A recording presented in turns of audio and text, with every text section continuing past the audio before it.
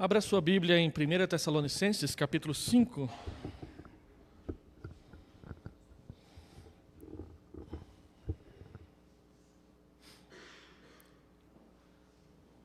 Eu vou ler até o verso 22, mas eu quero trabalhar com os irmãos só os versos 12 e 13.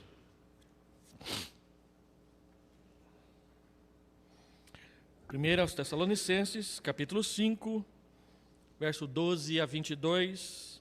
Agora vos rogamos, irmãos, que acateis com apreço os que trabalham entre vós e os que vos presidem no Senhor e vos admoestam. E que os tenhais com amor em máxima consideração, por causa do trabalho que realizam. Vivei em paz uns com os outros. Exortamo-vos também, irmãos, a que admoesteis os insubmissos, consoleis os desanimados, ampareis os fracos, e sejais longânimos para com todos. Evitai que alguém retribua a outrem mal por mal, pelo contrário, segui sempre o bem entre vós e para com todos. Regozijai-vos sempre, orai sem cessar, em tudo dai graças, porque esta é a vontade de Deus em Cristo Jesus para convosco. Não apagueis o espírito, não desprezeis as profecias, julgai todas as coisas, retende o que é bom, abstende-vos de toda forma de mal. Eu quero trabalhar com os irmãos só o verso 12 e 13. Agora vos rogamos, irmãos, que acateis com apreço os que trabalham entre vós e os que vos presidem no Senhor e vos admoestam. E que os tenhais com amor em máxima consideração por causa do trabalho que realizam. Vivei em paz uns com os outros. Vamos orar ao Senhor. Deus, nós abrimos a Tua palavra, ela é preciosa para nós. Queremos rogar que o Teu Espírito que habita a Tua igreja e que nos pastoreia a cada manhã e a cada dia e durante toda a noite, nos guardando, nos protegendo e nos consolando, que Ele mesmo abra o nosso entendimento e o nosso coração, a nossa alma, para ouvirmos as palavras do Senhor e lhes darmos a devida atenção. Esteja conosco, conduze-nos, pastoreia-nos, nós te pedimos, agradecidos em nome de Jesus. Amém. Meu propósito hoje, irmãos, é falar de forma clara, objetiva, simples e, se eu não me empolgar muito, rápida, de como nós podemos participar eficazmente da edificação do corpo de Cristo. Como eu disse, tenho dito alguns domingos atrás, Paulo trata do ministério pastoral pelo menos 2 vezes aqui na carta aos Tessalonicenses. Ele trata no texto que nós expomos semana atrasada, no capítulo 2, quando ele dá o seu testemunho pessoal de como que a igreja de Tessalonicenses foi fundada pelo trabalho pastoral. Ele trabalha aqui, nesse texto que nós acabamos de ler, e eu poderia acrescentar também o capítulo 3, o versículo 1 a 10, quando ele fala sobre as motivações do trabalho pastoral em uma igreja. Para isso, eu gostaria de reconhecer alguns riscos aqui perante os irmãos e atentar para uma necessidade e depois fazer um chamado à igreja.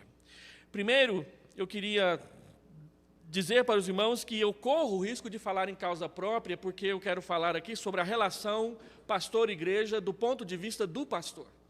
E eu sou pastor, então eu corro muito risco de puxar bastante a sardinha para o meu lado e, de repente, alguns irmãos saírem lá fora. O que é que o pastor disse? O pastor encheu a bola dele mesmo para nós. Mais ou menos isso.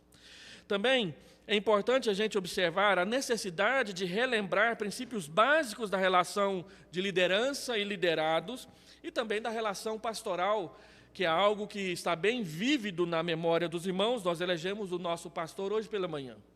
E, com a graça de Deus, o teremos conosco bem no início do próximo ano. E terceiro, chamar a igreja à comunhão participativa e atuante por parte dos irmãos da igreja na edificação do corpo de Cristo rumo à maturidade. Como eu quero tratar só do versículo 12, do versículo 13, eu vou me concentrar principalmente na relação da igreja com o pastor do ponto de vista do pastor. Se eu fosse trabalhar com os irmãos o parágrafo todo, eu tenho chamado esse parágrafo de participando da edificação. Paulo trata da relação do pastor com a igreja, do ponto de vista do pastor, mas ele trata também de como que os irmãos devem se relacionar uns com os outros de forma eficaz na comunhão dos santos, no trabalho da igreja. Quando ele fala de exortar desanimados, consolar fracos, aí a partir do versículo 14, exortamo-vos também, irmãos, a que admoesteis os insubmissos, consoleis os desanimados, ampareis os fracos e sejais longânimos para com todos. Os irmãos vão pensar assim, mas isso aí não é o trabalho do pastor? Parece que sim, mas Paulo está dizendo que ele está exortando aos irmãos, não aos pastores. De modo que chamar a atenção de quem é insubmisso, consolar quem está desanimado, amparar quem está fraco, não conseguindo andar e caminhar na sua fé, e ter paciência uns com os outros, não é só o trabalho do pastor, é o trabalho de todo aquele que crê, ama e serve ao Senhor Jesus e frequenta e participa ativamente da vida de uma igreja. No entanto, nesses 2 primeiros versículos, Paulo fala especificamente à igreja de Tessalônica a respeito de como ela deve cuidar dos seus pastores, daqueles que as lideram. E pastores aqui, nós falamos do pastor e também falamos dos presbíteros. Num contexto de igreja presbiteriana do Brasil, pastores e presbíteros, ou presbíteros docentes e presbíteros regentes, são aqueles que foram vocacionados por Deus para pastorearem juntos a igreja do Senhor Jesus Cristo, com companheirismo e com dedicação.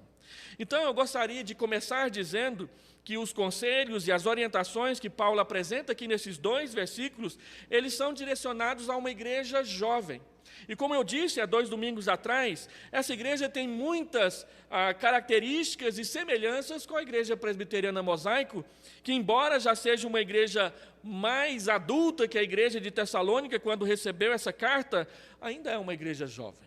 A igreja de Tessalônica tinha no máximo 6 meses de vida quando o apóstolo Paulo enviou essa carta para eles.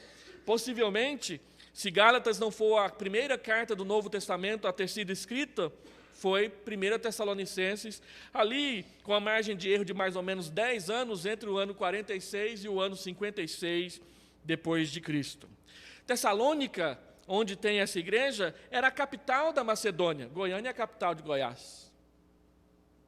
Tessalônica foi fundada por volta do ano 315 a.C., já é uma cidade com mais de 350 anos de vida, e foi fundada por Cassandro, que era general de Alexandre, que resolveu colocar o nome nessa cidade, que foi conquistada por ele, dando homenagem para sua esposa, que se chamava Salônica. E aí a cidade passa a chamar Tessalônica. A cidade ainda está lá, quem vai na Grécia passear de férias, pode visitar a cidade de Salonique, que é Tessalônica. E assim pode até visitar as ruínas da cidade que recebeu essa carta do apóstolo Paulo nesse período. Antes, a cidade se chamava Terme. Ela era a Caldas Novas da Ásia Menor, porque haviam fontes de águas termais naquela região.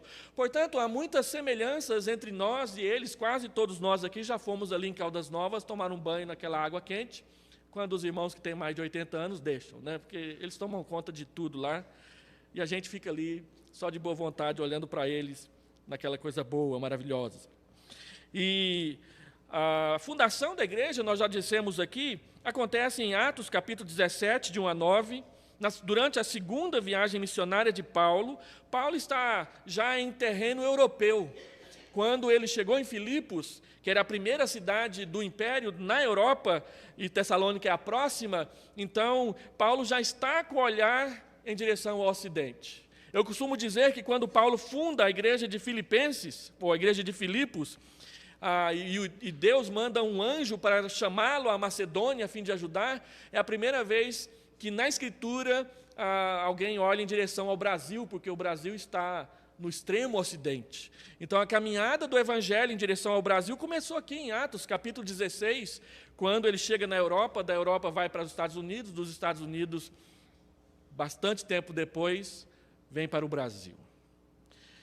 E uma vez que era uma igreja jovem, Talvez seja essa uma das razões porque Paulo fala tantas vezes e de forma tão clara e simples a respeito de como deve ser a relação de uma igreja com o seu pastor. Lembrando também que quando a igreja foi fundada, ela não teve o privilégio nem de ter um pastor. Paulo ficou ali apenas 3 semanas e teve que sair rapidamente, de modo que ele estava bastante apreensivo, perguntando a si mesmo se a igreja estava bem, se ela estava progredindo. E as notícias que Timóteo trazem para ele é de que não só a igreja está bem depois de 6 meses e debaixo de perseguição, não só ela está bem, mas durante toda a Macedônia e toda a Acaia, que são 2 províncias romanas, já estavam ouvindo falar da saúde, da consagração, do comprometimento dessa pequena e jovem igreja com o Senhor Jesus e o seu evangelho. Havia alguns problemas, é claro. Paulo escreve essa carta e depois a segunda para ajudar a igreja a resolver problemas com respeito à ressurreição de Jesus, à volta de Jesus, o trabalho das pessoas nas suas próprias profissões e assim orientar a igreja a viver uma vida de santificação ao Senhor. Por 2 vezes nessa carta de 1 Tessalonicenses, Paulo diz que a vontade de Deus para a vida da igreja é a sua santificação. Nós vivemos numa época, talvez até menos do que há 20 anos atrás, ou há 30 anos atrás, quando Deus me converteu, as pessoas ficavam perguntando nas igrejas, nos encontros de jovens, qual é a vontade de Deus para a minha vida. E Paulo diz 2 vezes nessa carta, olha, a vontade de Deus para a sua vida é santificação. Então, tudo aquilo que você fizer que for útil para te aproximar de Jesus e do seu caráter, é a vontade de Deus para a sua vida.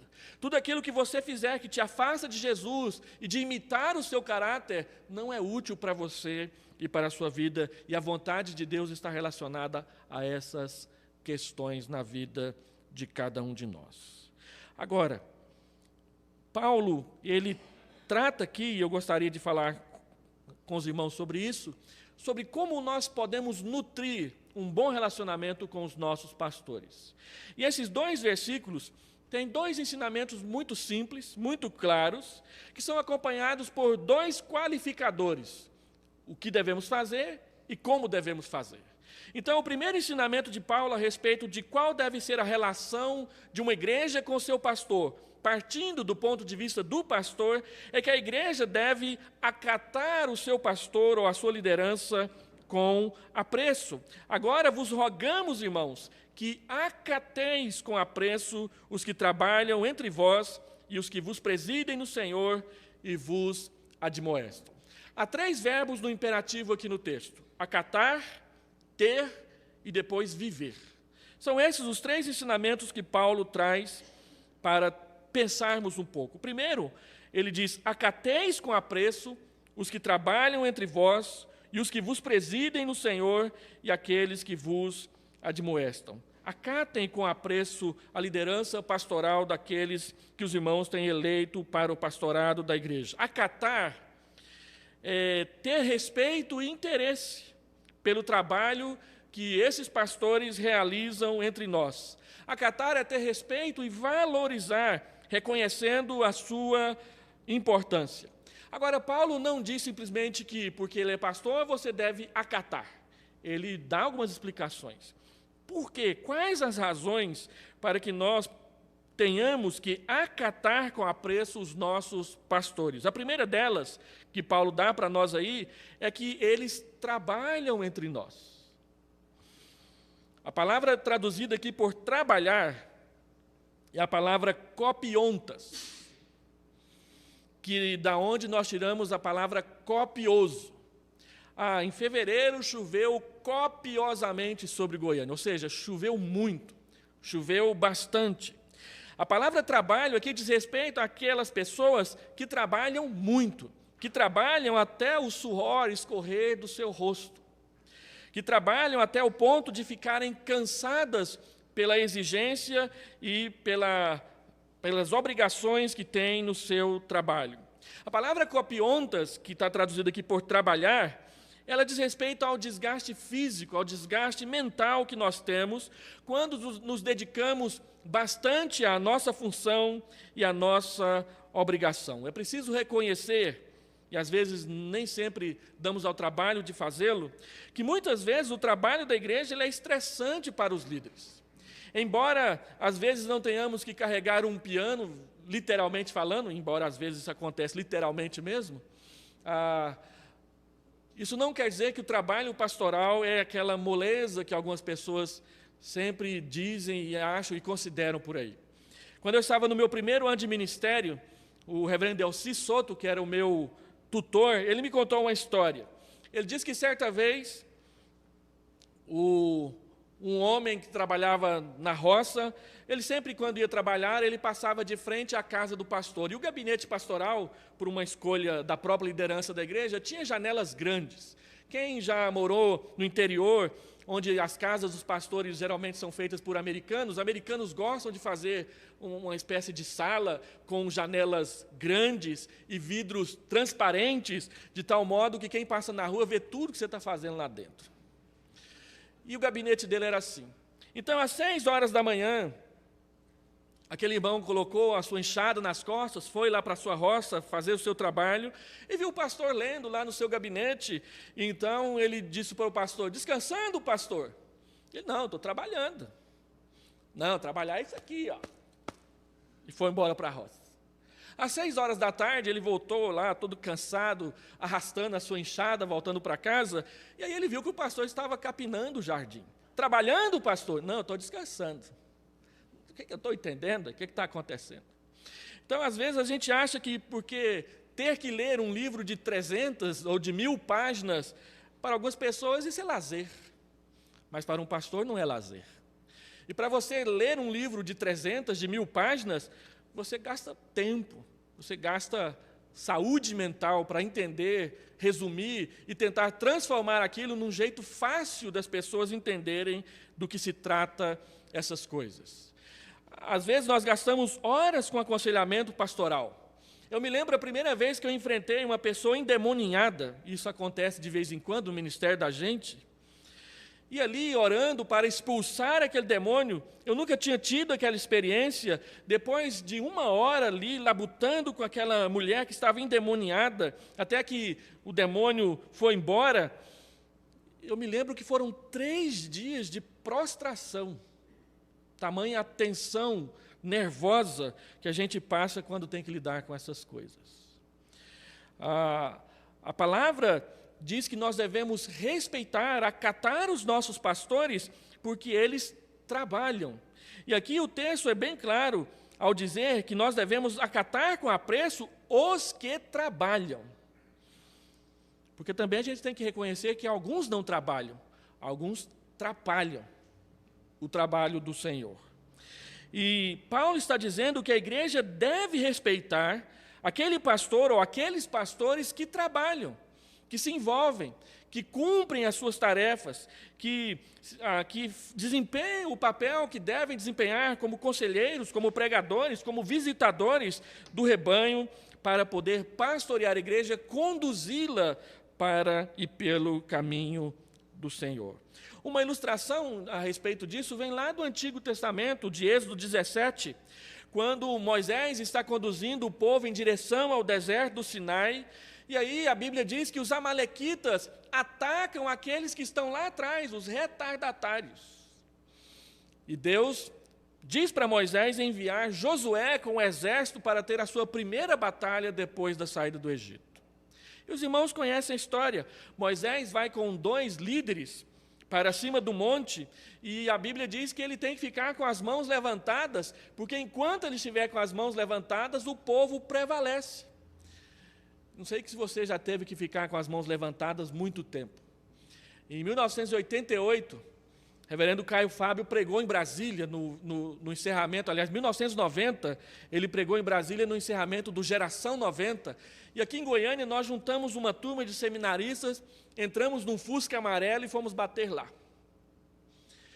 E então, ele ia pregar de frente do Palácio do Planalto, lá na rampa do Congresso, aquela coisa assim que a gente achou que maravilha, nós evangélicos aqui, de frente do Planalto, né? E aí ele mandou todo mundo sentar naquela posição mais ou menos de cócoras, que quem está meditando senta, e ficar de braços abertos, enquanto ele pregava. Ele pregou 13 minutos. Graças a Deus. Porque menos de 3 minutos o braço começa a pesar e não querer ficar em pé mais. E de tempos em tempos ele gritava assim, aguenta firme, irmão. Todo mundo levantava o braço. Ia caindo, ele falava, firme, e o povo levantava o braço. Ele pregou 13 minutos. Um dos nossos colegas disse, não valeu a pena ir em Brasília. E lá em Brasília, esse tanto de tempo que a gente gastou para chegar para ouvir o Caifás falar 13 minutos debaixo do sol e tudo mais. Falei, ainda bem que ele falou só 13. Porque se ele tivesse falado 45, ia ser um desastre. Mas Moisés tinha que ficar com os braços estendidos. Enquanto ele estava com os braços estendidos, o povo prevalecia. Quando ele se cansava, era um homem de 80 e tantos anos de idade. Quando ele se cansava e os braços desciam, a Bíblia diz que os amalequitas começavam a levar vantagem. De modo que Arão e o outro que estava do seu lado, que agora eu não me lembro exatamente o nome, passaram a segurar os braços de Moisés em pé, ajudá-lo a permanecer firme na sua posição, para que o povo pudesse vencer. Agora, tem um detalhe que a gente não presta atenção. Da saída do Êxodo, do Egito, até a primeira batalha de Israel, de Êxodo 12 até Êxodo 17, a Bíblia narra 45 dias de caminhada. 1 mês e meio. A Bíblia diz que naqueles 45 dias, o povo havia murmurado contra Moisés 4 ou 5 vezes. Você gostaria de suportar murmurações, 5 ou 6 murmurações pesadas contra você em 45 dias? Às vezes é isso que nós enfrentamos. Todo santo dia tem um problema para resolver. E em algumas épocas, em alguns momentos, graças a Deus não é sempre, é um atrás do outro. Aconselhamentos, visitas, problemas que precisam ser resolvidos e alguns são, algumas vezes, muito complexos. Eu me lembro que o primeiro grande desafio de aconselhamento que eu tive que enfrentar no meu ministério, eu trabalhei 1 ano e meio na restauração daquela família. Recebendo no gabinete, indo atrás deles, acompanhando nos momentos de recaída, tentando separar as brigas que aconteciam, a conversa do divórcio e essas coisas todas. Era um adultério duplo. A pessoa havia adulterado com 2 pessoas de uma só vez. E aquilo caiu em cima do meu gabinete e eu só tinha 2 anos de ministério com 25 anos de idade. Deu muito trabalho. Além de ter que trabalhar com a família, que estava vivendo um momento de muita dificuldade, tinha que dar atenção para a igreja, porque a fofoca esparramou dentro da igreja. Eu tive que chamar irmãos no gabinete e falar, pare de fazer fofoca. Quem havia adulterado era a esposa, então uma senhora da igreja se referia a ela com as outras, aquela galinha lá, ó, a irmã dela em Cristo, que havia adulterado. Então eu a chamei ao gabinete, senhora experiente, respeitadíssima na igreja, disse, irmã, não é assim que se faz. A irmã não pode sair por aí se referindo a uma irmã em Cristo com problemas dessa maneira. E aí ela saiu do meu gabinete, às lágrimas, 35 anos que eu sou membro dessa igreja, nunca o pastor me chamou para chamar atenção, eu sou o primeiro pastor. Falei, estou enrolado, vamos mandar embora. Aí veio o presbítero conversar comigo. E pastor, o senhor chamou a atenção da irmã, ela é antiga aqui na igreja, ela é a que mais trabalha. Falei, meu irmão, mas ela está chamando a outra irmã de galinha. O senhor vai ficar do lado dela? Então vou ter que chamar a atenção do senhor também. Não, o senhor está certo, pastor. E aí nós apaziguamos a igreja. 1 ano e meio de trabalho. Graças a Deus aquele casal foi restaurado. Eu tive o privilégio de batizar a esposa e as 2, 3 filhas. São minhas amigas no Facebook, é uma bênção. Mas tem hora que é difícil. E isso dá trabalho. Trabalho diferente de ficar na frente de um computador mexendo com números. Trabalho diferente de fazer cálculos para levantar prédios. Todos têm os seus riscos. E todos nós nos cansamos em fazer quando procuramos fazê-lo com competência. Então ele diz, acatem com apreço. Observem que eles devem ser acatados com apreço. Não é simplesmente acatar, mas é acatar dando valor no seu trabalho. E a razão é porque eles trabalham. Mas eles não só trabalham, eles também presidem e eles admoestam. Presidir é conduzir, é governar, é administrar. Os que nos presidem são os presbíteros e os pastores. Estes compartilham o trabalho de pastoreio da igreja. E a razão que Paulo dá para que nós os acatemos com apreço é porque eles trabalham e porque eles trabalham no Senhor. Eles estão nessa função não é simplesmente porque querem lucrar para si, ganhar bons salários e coisas que tais. Alguns se envolvem por essas questões. Mas eles estão nessa função de pastorear a igreja porque foram chamados por Deus e eleitos pela igreja, reconhecidos publicamente, para, em nome do Senhor e obediência ao Senhor, fazer a palavra de Deus valer na vida da igreja. Eles ocupam a sua função de liderança não acima de todos, mas sempre debaixo daquele que reina soberanamente, que é o verdadeiro pastor da igreja, que é Jesus. Todo pastor, todo presbítero tem que prestar contas a Deus daquilo que faz, ensina e da forma como preside, admoesta e exorta a igreja no caminho de Deus e da sua palavra. Nós temos a tendência de achar que a liderança é uma questão de status alcançado mais do que o serviço prestado a Deus. Eu tenho estudado muito sobre a relação de pastores e presbíteros na igreja, e uma questão que às vezes incomoda essa relação é a questão da preeminência. Quem é que tem preeminência no conselho? E lendo um pastor irlandês chamado Bannerman, ele diz, olha, não é uma questão de preeminência, é uma questão de precedência. O pastor tem precedência sobre os presbíteros, não porque ele é melhor ou porque ele é mais, mas porque ele está numa função de liderar aqueles que lideram. Então é uma questão de precedência, ou seja, de estar na frente, de ser o primeiro. E quem está na frente é o primeiro, quando vem pancada, também é o primeiro a levar a pancada. Por que na Idade Média, reis e príncipes iam para a batalha e tinham que estar lá na frente do exército? Porque eles eram rei. Os reis eram os príncipes. Era obrigação estar lá. E toda vez que eles não estavam, tinha problema no reino. Nós não somos como os muçulmanos que chegam para um camarada que acabou de chegar lá e diz assim, ó, se você amarrar tantas bananas de dinamite no seu peito, você vai para o céu e Alá vai te dar 72 virgens para você gozar o resto da eternidade. Aí os caras pensam, virgens? 72? Pode amarrar aí que eu vou. E eles vão, mas não são os líderes. Não tem um único líder muçulmano que amarra as bananas de dinamite em si mesmo e vai lá fazer o seu ato de terrorismo. Ele manda os outros. Na igreja não é assim. Barnabé e Paulo estão lá, felizmente, confortavelmente, abençoadamente, conduzindo a igreja de Antioquia, que não para de crescer. Aí chega o Espírito Santo e diz, Paulo e Barnabé vai pegar a estrada. Os melhores pastores da igreja são tirados ali do conforto do pastorado e vão plantar igrejas em lugares dos mais difíceis.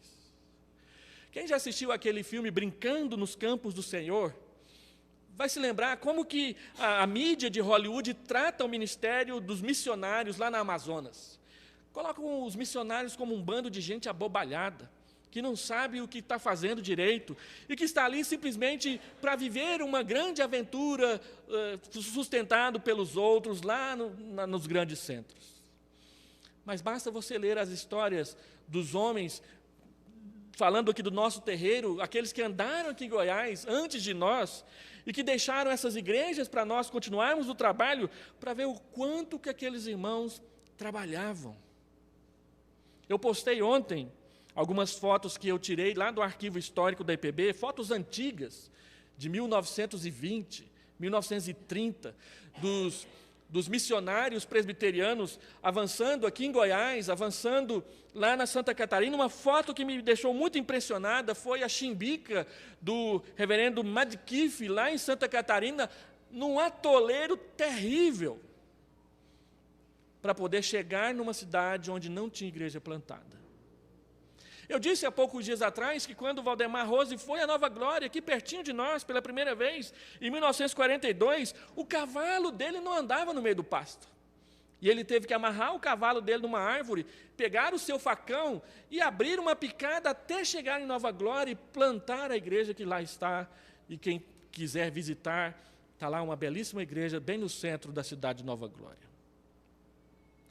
E ontem me chamou também a atenção a foto de um missionário norte-americano, ele com o carro dele numa ponte que eu acho que alguns irmãos aqui não conseguiriam ter coragem de subir naquela ponte. Então, nós estávamos dizendo assim, indo para Rio Verde plantar uma igreja. Aquela igreja de Rio Verde, que quando nós vamos lá, aquela belíssima igreja, aquela forte igreja, e a mais antiga das igrejas organizadas do estado de Goiás. Eles chegaram lá quando não tinha nem ponte sobre os rios, mas chegaram. Então, essas pessoas que trabalham desse jeito, que não medem esforços, que simplesmente acatam o trabalho do Senhor e vão, e trabalham.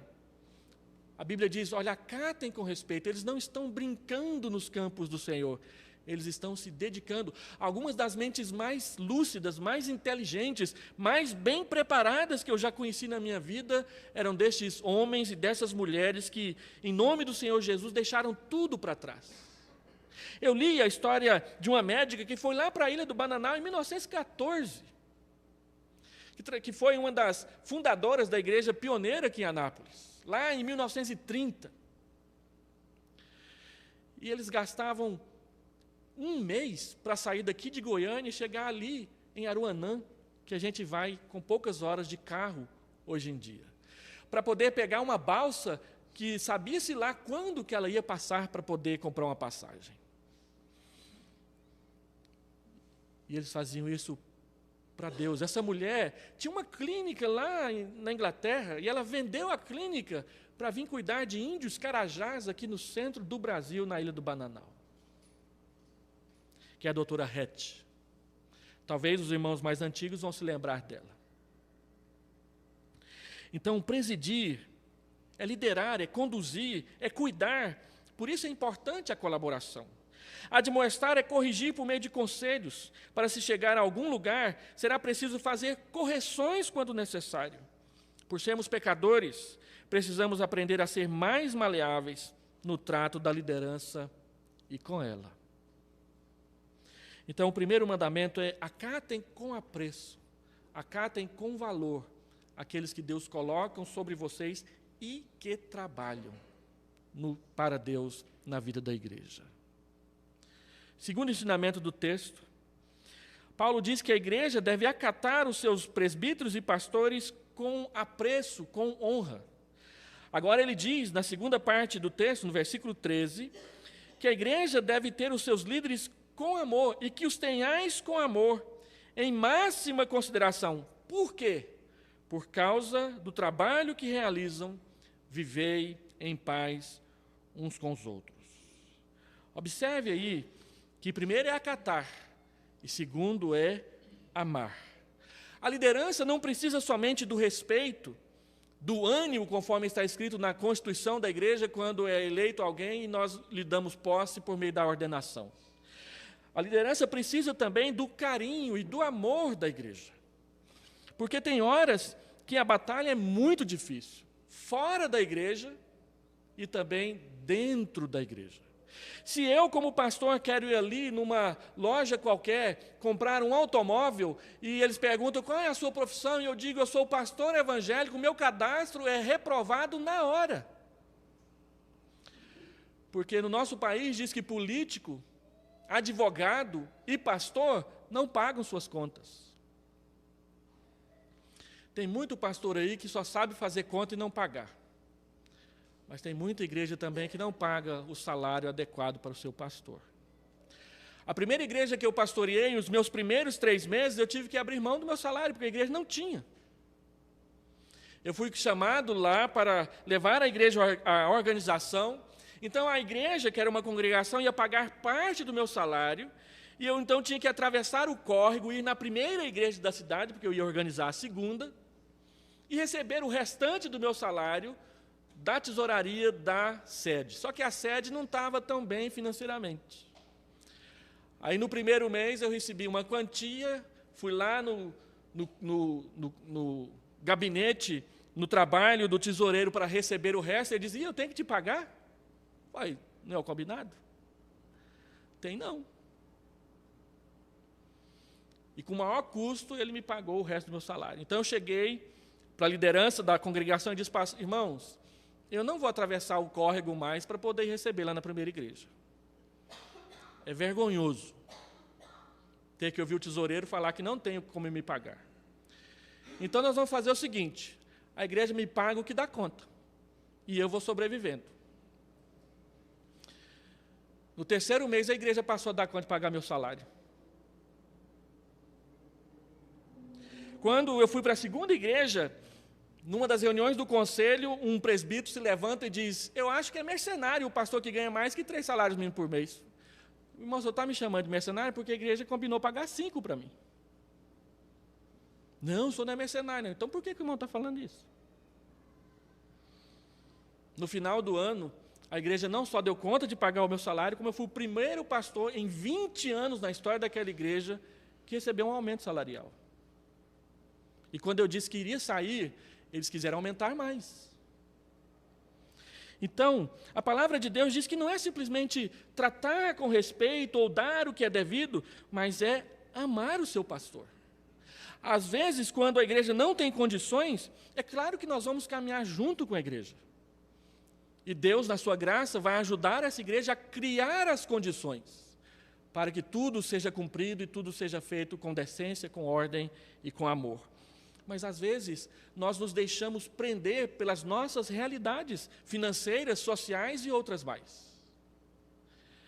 E, muitas vezes, irmãos, quem sofre primeiro essas consequências na vida de uma igreja é o pastor.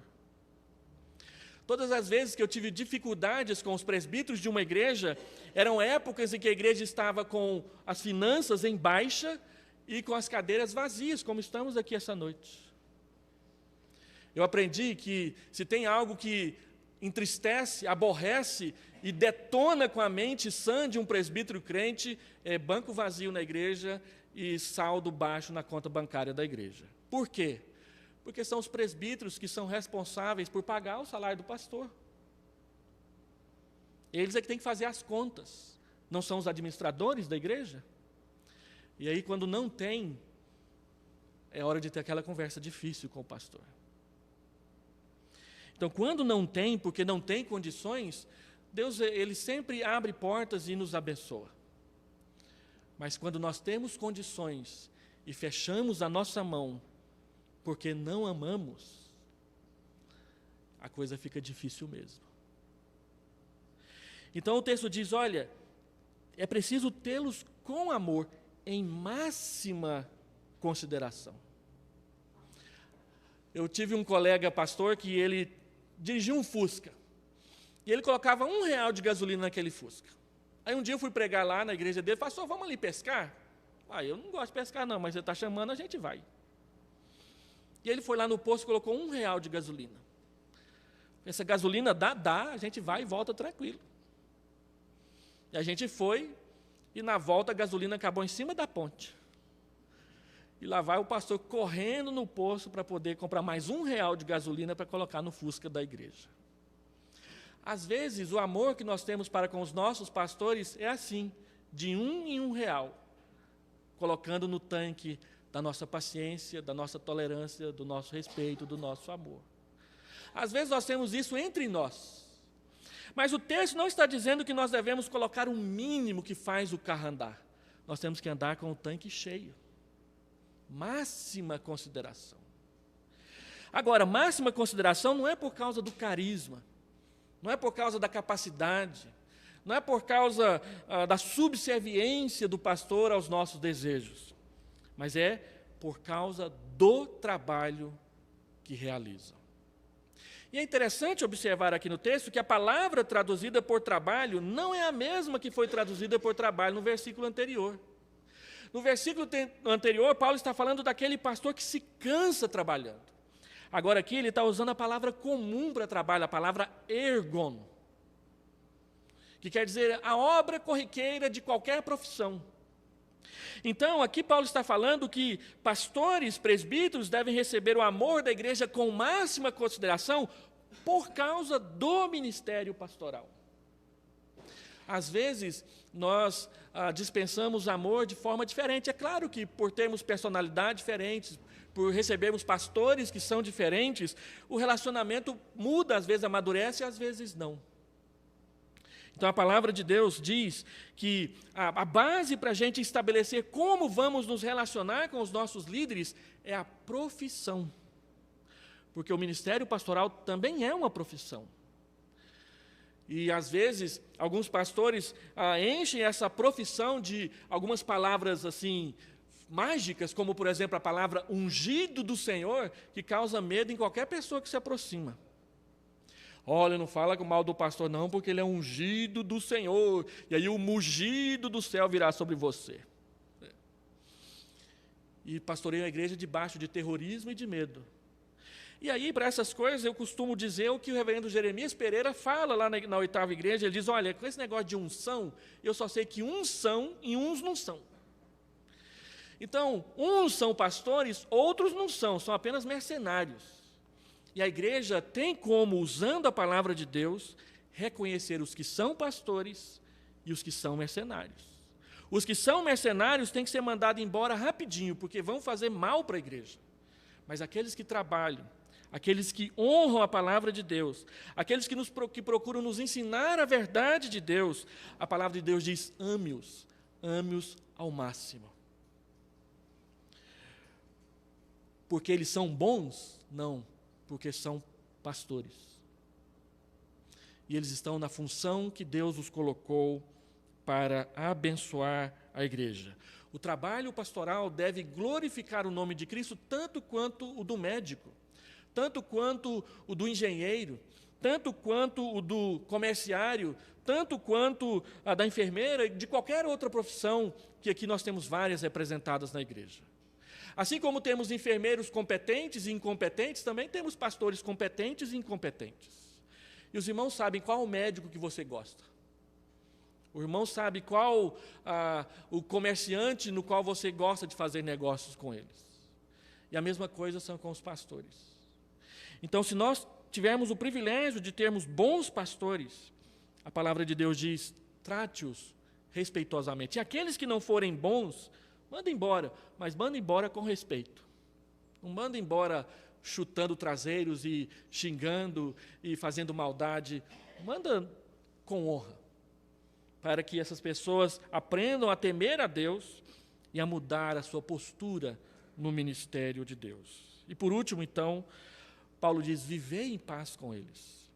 A expressão aqui, viver em paz uns com os outros, não é entre membro e membro, mas é entre membros e os seus pastores. Deve haver paz na igreja de Deus.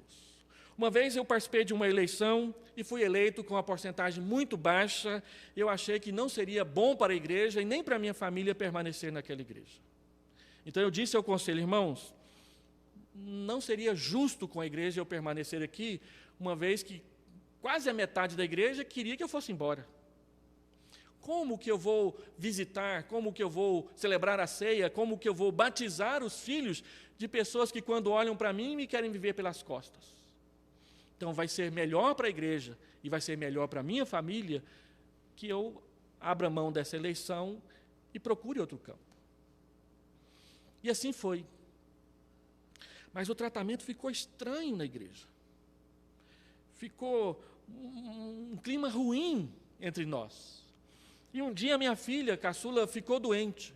Ela acordou de manhã com uma crise respiratória, e eu não pensei duas vezes, coloquei dentro do carro e a levei no médico que tratava dela, só que o médico que tratava dela ficava a 130 quilômetros de distância da igreja. Era no interior. E eu fui. Naquele dia eu ia receber um presbítero na minha casa. E ele foi lá e eu não estava, e eu deixei recado. Quando o presbítero vier, diga que eu não estou porque fui levar minha filha ao médico, lá na outra cidade. E aquilo virou uma fofoca na igreja, que eu passei a ser o pior dos pastores porque não atendi o presbítero no horário que eu tinha marcado com ele. Então, na reunião do conselho, eu abri o jogo com o conselho. Eu disse: irmãos, eu quero viver em paz com os irmãos. Eu estou saindo por honestidade. Eu poderia ficar, eu fui eleito.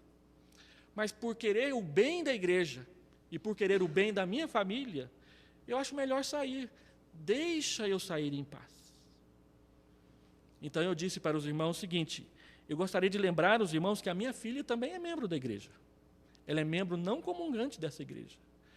E assim como os irmãos me aplaudiram quando eu dei assistência sem pedir permissão para o conselho para esta ou para aquela irmã, eu gostaria que os irmãos fizessem a mesma coisa quando eu desse assistência para a minha família. Devia ter falado isso antes para aquele conselho. O resto do ano foi uma bênção. Não tivemos mais brigas, não tivemos mais intrigas, e as fofocas morreram ali. A palavra de Deus diz que nós devemos buscar a paz. Quando as pessoas começam a perder a paciência, a ficar nervosas e a falar pelos cotovelos, nós devemos dizer: irmãos, paz. Vamos conversar as coisas, vamos decidir as coisas, vamos ser bênção na vida uns dos outros.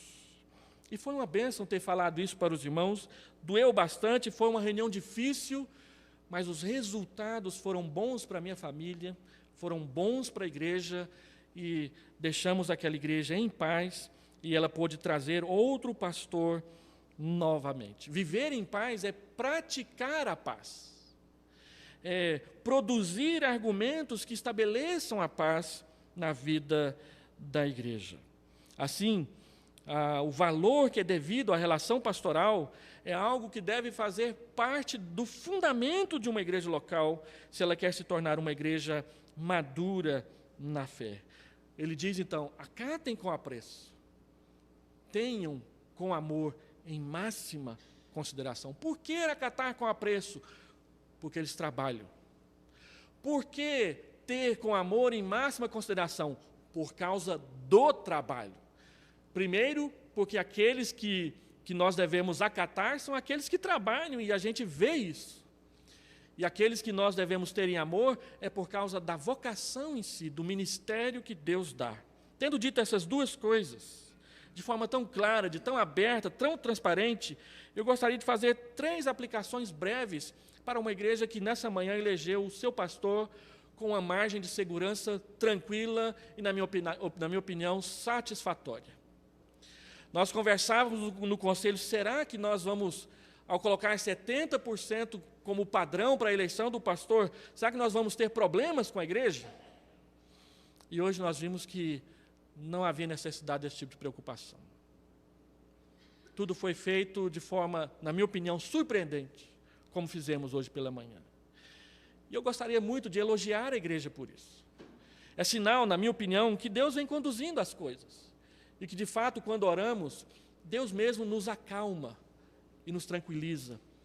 Agora, esperamos em Deus com esperança de que a vinda desse pastor, porque ainda tem um queijo, uma rapadura para a gente caminhar até ele poder vir para cá, seja uma bênção que essa igreja vai experimentar ao eleger de forma tão tranquila e clara como fizemos hoje pela manhã. Então, 3 aplicações breves. Primeira, se nós queremos ser igreja de Deus, cumprindo a vontade de Deus, então nós temos que aprender a valorizar e seguir o ensino das Escrituras.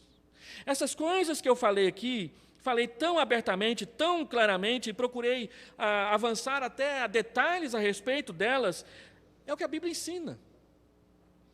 Nós devemos acatar com apreço, nós devemos amar com máxima consideração os nossos líderes. Ao fazê-lo, porque a Bíblia diz, nós vamos colher bênção na vida da igreja. Mas isso não é um ou outro, tem que ser a igreja toda. Segundo, boas relações para durarem, elas precisam ser nutridas, elas precisam ser alimentadas. Então, quando recebemos o nosso pastor, vamos investir nessa relação. Assim como você investe na sua relação com a sua namorada, na sua relação com a sua esposa, na sua relação com o seu trabalho.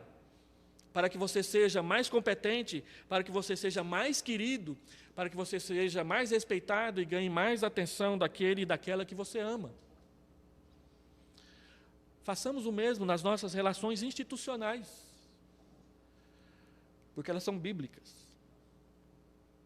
Boas relações, para nós termos um pastorado que dure anos, nós precisamos investir na relação que deve haver entre uns e outros. Pastores fazendo a sua parte, igreja fazendo a sua parte e Deus abençoando o seu povo.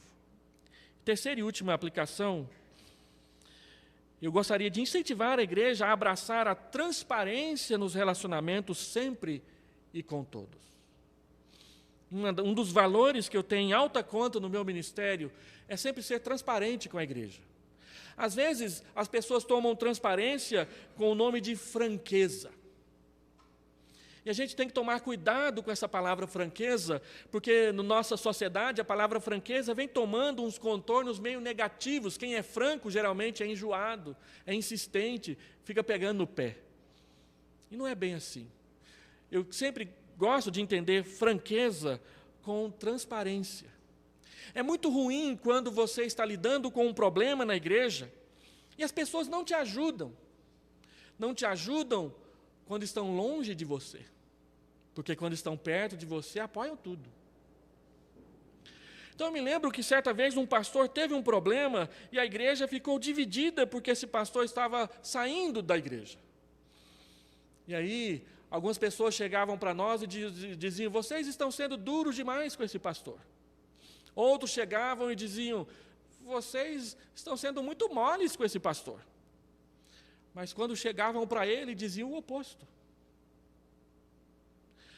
Tinha liderança que, nas reuniões que a gente tratava do problema, eles falavam duro, tem que disciplinar, tem que chamar atenção, tem que ser exemplo. Mas depois iam lá e pagavam café, pagavam almoço, e diziam, estou do seu lado, pastor, estou contigo, conta comigo. E aí eu ficava perguntando, mas de que lado esse irmão está? Não é para estar do lado da liderança, e nem do lado daquele que está recebendo a disciplina. Nós temos que estar do lado do Senhor, da igreja. Porque quando temos que tratar de problemas na igreja, é o nome do Evangelho que está em jogo. É o nome de Jesus, que as pessoas poderão jogar na lama ali na esquina. Então a gente tem que ser transparente. As pessoas precisam ver através de nós. E quem elas vão ver do outro lado? Tem que ser Jesus.